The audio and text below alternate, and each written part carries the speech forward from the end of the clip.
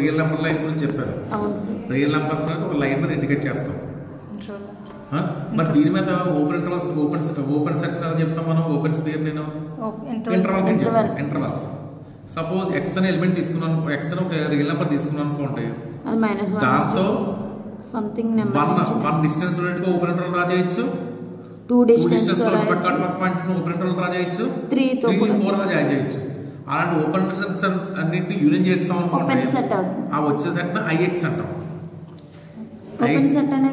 Open interval IX అంటే IX is the largest open interval centred at X. అంటే X అనేది IX లో ఉంటుంది, ఐఎక్స్ అనేది ఎక్స్ ని కంటైన్ చేసే ఓపెన్ ఇంటర్వల్స్ లార్జెస్ట్. అది వాటి డెఫినేషన్. అర్థమైందా? ఇప్పుడు మనం ఏంటంటే ఇక్కడ థియరం చూడండి. Every non empty open subset of real numbers అంటే ఆర్కి ఓపెన్ సబ్సెట్ తీసుకుంటే దాన్ని ఎలా రాయొచ్చు? Union of countable disjoint open intervals కింద రాయొచ్చు. అంటే రియల్ నెంబర్ లైన్ మీద ఉన్న ప్రతి ఓపెన్ సెట్ని కూడా ఎలా రాయొచ్చు? Union of countable disjoint open intervals. Disjoint అంటే ఎక్కడ సార్? కామన్ ఎలిమెంట్ ఉండకూడదు. అంటే ఎలా రాయొచ్చు చెప్పాలన్నమాట. ఫస్ట్ మీరు ఏం ప్రూవ్ చేయాలి? జీ అనేది యూనియన్ ఆఫ్ ఓపెన్ ఇంటర్వల్స్ రాయొచ్చు చెప్పాలి. జీ అనేది యూనియన్ ఆఫ్ ఓపెన్ ఇంటర్వల్స్ కింద రాయొచ్చు అని ఫస్ట్ చెప్తాం. తర్వాత ఏం చెప్తారు? అవి డిస్జాయింట్ అని చెప్తాం. అంటే IX union IY union IZ అలా రాసాం అనుకోండి, ఐఎక్స్కి ఐవైకి కామన్ ఎలిమెంట్ ఉండకూడదు, ఐవైకి ఐజెడ్ కామన్ ఎలిమెంట్ ఉండకూడదు. అలా రాయొచ్చు. నెక్స్ట్ అలా రాస్తాం. నెక్స్ట్ ఇవన్నీ ఏంటి? IX IY IZ and so ఇవన్నీ కూడా కౌంటబుల్ అవుతాయి చెప్పాలి. 3 స్టేజెస్. ఫస్ట్ యూనియన్ కింద రాయటం, నెక్స్ట్ డిస్జాయింట్, థర్డ్ కౌంటబుల్. ఇవి ప్రూవ్ చేయాలి. ఇక్కడ ఫస్ట్ ఏం చేస్తామంటే let G be a non empty open subset of R తీసుకున్నాం. మనం ఆల్రెడీ ప్రీవియస్ ఇయర్ చేసాం. ప్రతి ఓపెన్ సెట్ని ఎలా రాయొచ్చు? ఓపెన్ స్పేర్స్ అని రాయొచ్చని చెప్పాం కదా. మనకి రియల్ నెంబర్స్ లైన్ మీద ఏం చెప్పాను? ఓపెన్ స్పేర్ అన్న ఓపెన్ ఇంటర్వల్లో ఉంటాయి. అర్థమైందా? ఎక్స్ నాట్ సెంటర్గా ఉన్న ఓపెన్ ఇంటర్వల్ తీసుకున్నాం అనుకోండి, దాన్ని ఎస్ఆర్ ఆఫ్ ఎక్స్ నాట్ అంటాం. ఈ ఎస్ఆర్ ఆఫ్ ఎక్స్ నాట్ అన్న మనకి open interval X not minus R, X not plus R ఉంటాయి. ఇక్కడ రియల్ నెంబర్స్ మీద ఓపెన్ స్పేర్స్ని ఓపెన్ ఇంటర్వల్ నోట్ చేస్తాం. నెక్స్ట్ ప్రతి let X belongs to G తీసుకోండి. Consider all bounded open intervals which containing x and contained in g. Next ఏం తీసుకుంటున్నాం? x belongs to g తీసుకోండి.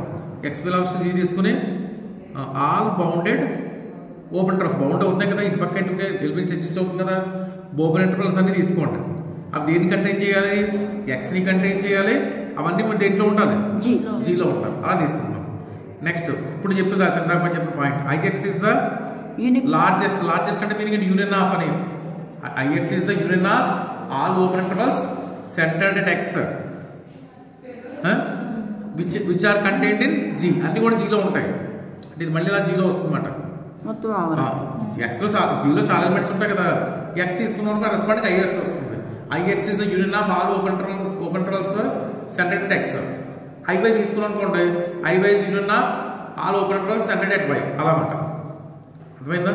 ఇప్పుడు సపోజ్ ఎక్స్ తీసుకున్నాం అనుకోండి, ఎక్స్ సెంటర్గా ఉన్న ఓపెన్ ఇంటర్వల్స్ లార్జెస్ట్ ఏంటి? ఐఎక్స్. కాబట్టి ఎక్స్ బిలాంగ్స్ టు ఐఎక్స్ అవుతుంది. అంతేనా? X belongs to IX. ఇక్కడ రాసాను చూడండి, ఎక్స్ బిలాంగ్స్ టు ఐఎక్స్. దీని సెట్ నోటేషన్ రాసాం అనుకోండి, single term set is X is contained in IX. Therefore ఇప్పుడు యూనియన్ చేసాం అనుకోండి, ఎక్స్లో దేంట్లో తీసుకున్నాను నేను? జీరో తీసుకుంటున్నాం. Union of X belongs to G set single term set IX. Union of X belongs to G set of X is contained దేంట్లో ఉంటుంది? Union of X belongs to G IX ఉంటుంది. అవునా? ఇప్పుడు ప్రతి ఐఎక్స్ దేంట్లో ఉంది తీసుకుంటాను? ఇక్కడ యూనియన్ కూడా దేంట్లో ఉంటుంది? మళ్ళీ సింగిల్ టర్మ్ సెట్లన్నీ యూనియన్ చేస్తే వస్తుంది వరకు జీ వస్తుంది. కాబట్టి జీ అనేది యూనియన్కి ఈక్వల్. మళ్ళీ యూనియన్ అనేది మళ్ళీ దేనికి ఈక్వల్? జీకి ఈక్వల్. అంటే A is subset of B, B is subset of A. Final గా A is equal to B. కాబట్టి దేర్ఫోర్ జీ అనేది యూనియన్ ఆఫ్ ఓపెన్ ఇంటర్వల్స్ అయింది. ఇప్పుడు నెక్స్ట్ ఏం చెప్పాలి? ఓపెన్ ఇంటర్వల్స్ అనేది నెక్స్ట్ ఏం చెప్పాలి? డిస్జాయింట్ చెప్పాలి.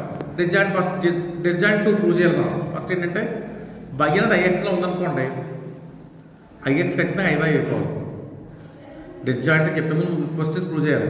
బై అనేది ఐఎక్స్లో ఉంటే ఐఎక్స్ ఇజుకుంటే అంటే బై అనేది ఐఎక్స్ సెంటర్గా ఉన్న ఓపెన్ ఇంటర్వల్స్లో ఉంటే ఖచ్చితంగా ఐబై అంటే వై సెంటర్గా ఉన్న ఓపెన్ ఇంటర్వల్ ఎక్స్ సెంటర్గా ఓపెన్ ఇంటర్వల్ అంటే ఈక్వల్ అయిపోవాలి.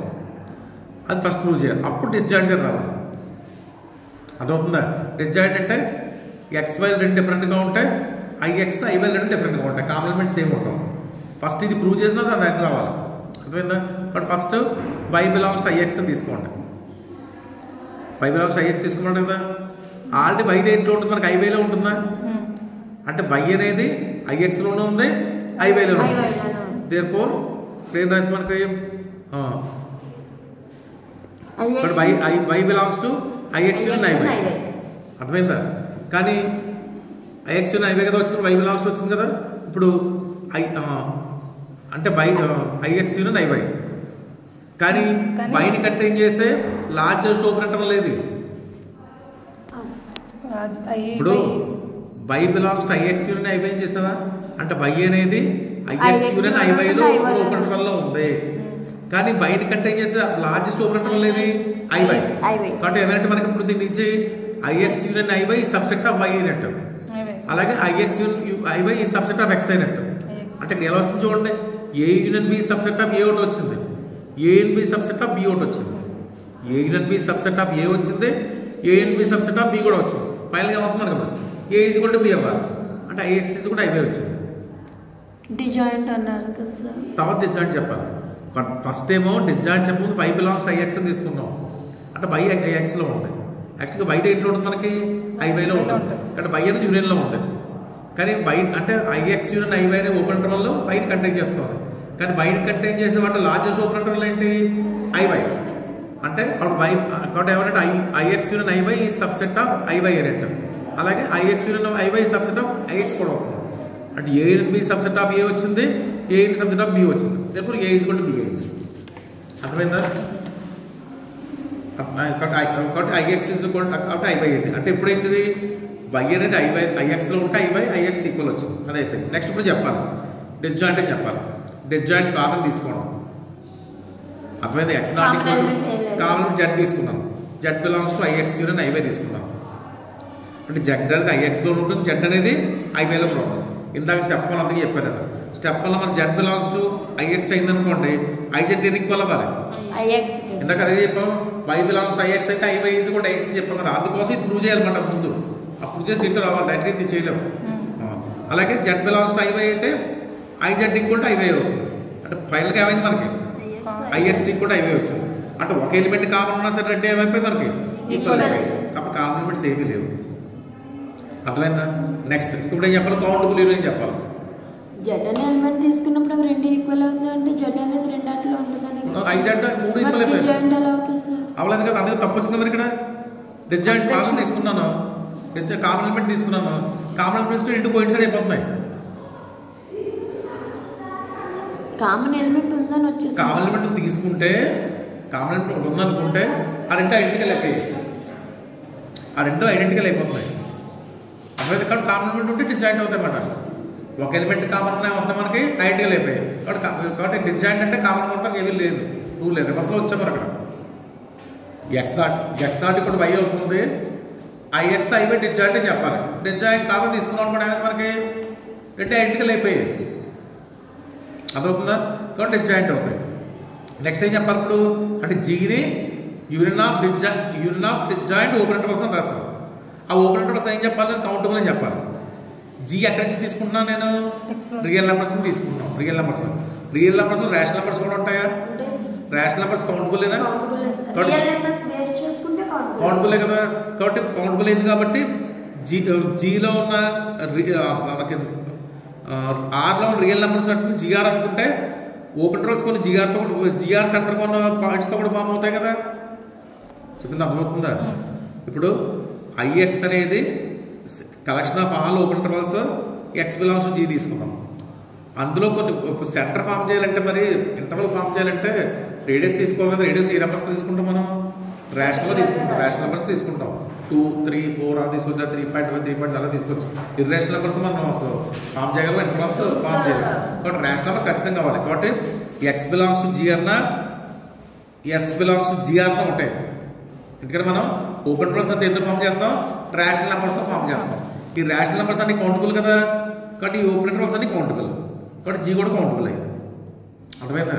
జీ అనేది ఓపెన్ ఇంటర్వల్స్తో ఫామ్ చేసినప్పుడు ఓపెన్ ఇంటర్వల్ సెంటర్గా మనం ఏం చేస్తాం, సమ్ రేడియస్తో ఒక ఇంటర్వల్ ఫామ్ చేయాలి.